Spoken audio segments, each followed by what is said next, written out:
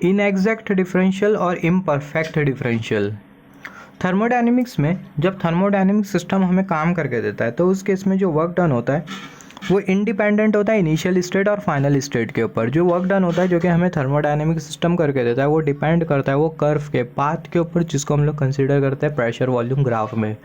For example यहाँ पर हमने एज्यूम किया प्रेशर वॉल्यूम ग्राफ, यहाँ पर ये थर्मोडायनेमिक सिस्टम का इनिशियल स्टेट, यहाँ पर ये फाइनल स्टेट। इनिशियल स्टेट पर प्रेशर P1 है, वॉल्यूम V1 है, फाइनल स्टेट पर प्रेशर P2 है और जो वॉल्यूम है वो है V2। और पूरे प्रोसेस में थर्मोडायनेमिक सिस्टम हमें काम करके देता है और वो जो वर्क डन है उसको हमने कंसीडर किया ये वाले कर्व पाथ के हेल्प से, और जो वर्क डन हमें सिस्टम करके दे रहा है उसको हमने कंसीडर किया W1। सिमिलरली यहाँ पर हमने एक एग्जाम्पल कंसीडर किया इनिशियल स्टेट पर जो सिस्टम का जो प्रेशर वॉल्यूम है वो है P1 V1, फाइनल स्टेट पर P2 V2, और पूरे प्रोसेस में सिस्टम हमें काम करके देता है और उसको हमने ये वाले कर्व पाथ से कंसीडर किया। सिस्टम हमें W2 वर्क डन करके दे रहा है। तो यहाँ पर अगर हम लोग देखें बहुत हद तक यहाँ पर क्लियर है कि यहाँ पर ये वाला कर्व पाथ और ये वाला जो कर्व पाथ है वो अलग अलग है। दोनों कर्व पाथ अलग अलग है, दोनों सेम नहीं है। तो यहाँ पर अगर हम लोग देखें दोनों कर्व पाथ अलग अलग है, हैंस जो W1 वर्क डन और जो W2 वर्क डन होगा वो अलग अलग होगा, वो सेम नहीं होगा। तो जो W1 वर्क डन होगा is not equal to W2 work done, तो जो वर्क डन होगा वो डिफरेंट होगा क्योंकि जो कर्व पाथ है वो अलग अलग है।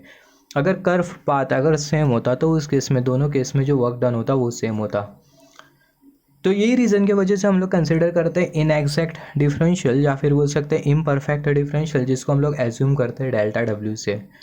वर्क डन पाथ के ऊपर डिपेंडेंट है तो हम लोग कंसिडर करते हैं इनएग्जैक्ट डिफरेंशियल जो कि है डेल्टा W। अगर वर्क डन पाथ के ऊपर अगर डिपेंडेंट नहीं होता, if work done were independent of path then we could consider DW। अगर वर्क डन पाथ के ऊपर अगर इंडिपेंडेंट होता तो हम लोग कंसिडर कर सकते थे ये DW, मगर वर्क डन पाथ डिपेंडेंट है तो हम लोग कंसिडर करेंगे डेल्टा W। सिमिलरली यहाँ पर हमने एक एग्जांपल कंसिडर किया इनिशियल स्टेट फाइनल स्टेट। यहाँ पर हमने ये वाला कर्व पाथ कंसिडर किया, फिर उसके बाद यहाँ पर ये वाला कर्व पाथ, फिर यहाँ पर ये वाला कर्व पाथ। तो तीनों जो कर्व पाथ है वो अलग अलग है। तो यहाँ पर अगर W1 वर्क होता है, यहाँ पर W2 वर्क होता है, यहाँ पर W3 वर्क होता है, तो तीनों जो वर्क डन हो गए वो सेम नहीं हो गए, तीनों वर्क डन अलग अलग हो गए।